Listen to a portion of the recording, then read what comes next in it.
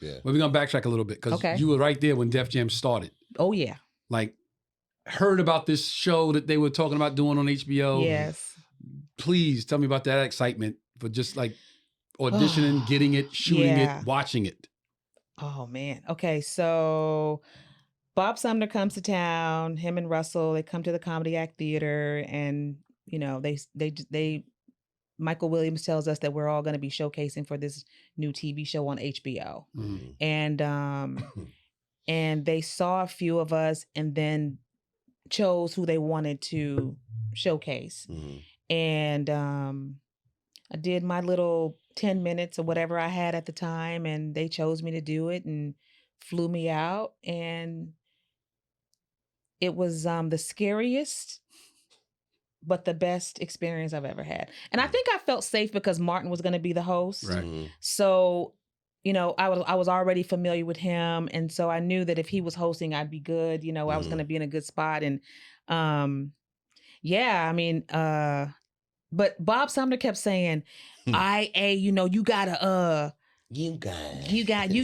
come back. You know, New York crowd is hard. You know, you gotta make, because he was like, don't be giving that cute little girly shit. And I was like, okay, Bob. I mean, I'm gonna do my best, you know.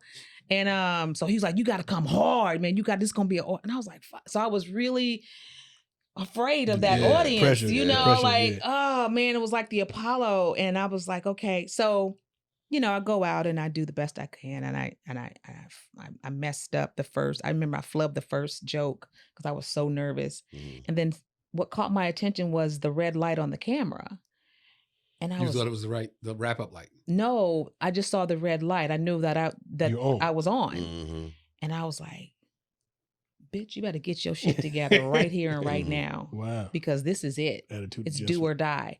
And so that's when it clicked in for me, like, okay, just do it, and fuck your nerves, let's go. And so it ended up being a good set. I think I was on the same night as Bernie Mac, and yeah, it was crazy. So it was brand new, and it was exciting, and we didn't know how it was going to become like an institution. Right. You know, we were just happy to be making some money professionally, because up to that point, we was all just, you know, hitting the streets, doing spots, hoping to get on somewhere. And so so I had just finished taping my first episode of A Different World, but it hadn't aired yet. Right. So Martin asked me, he goes, how do you want me to introduce you? And mind you, I was only supposed to be on there one episode. But I said, introduce me as she plays Gina on A Different World. Like, I was like, I want you to say my character name. And, you know, because I was like, fuck it. I mean, what you know, what are they going to do? Yeah. And so my Def Jam and my A Different World aired the same week. Oh, wow. You was hot in the city, boy. Yeah. And so that following Monday is when I just never stopped working. Wow. And so that was a blessing. And then A Different World kept calling me back. Then I became I became an under fiver. And then after that, I became reoccurring. So I did like 18 episodes that season. And then the following season I did, they made me a regular. Nice. So I was like the cousin that came home to visit and never left. You know, I really, and you know, being young and desperate and, you know, just wanting to, you know, I just wanted to win and here's the thing, this whole time I'm like trying to prove my dad wrong, you know, because he was like, you're never going to make it out here on your own. And this city is too big. You got to go back to Texas with your mom. You know, he just really said some ugly shit to me, but it turned out to be the biggest blessing of my life.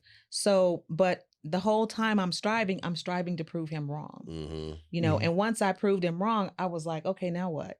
Yeah. You know what I mean? Now then I had to figure out how to do it for myself. Yeah, what's your why? Yes. Yeah, your why then was kind of, It was revenge success. Yeah. Revenge. I said it before, I will say it a million more times. Sometimes there is no more motivating factor than proving a motherfucker wrong. Yep. Yep.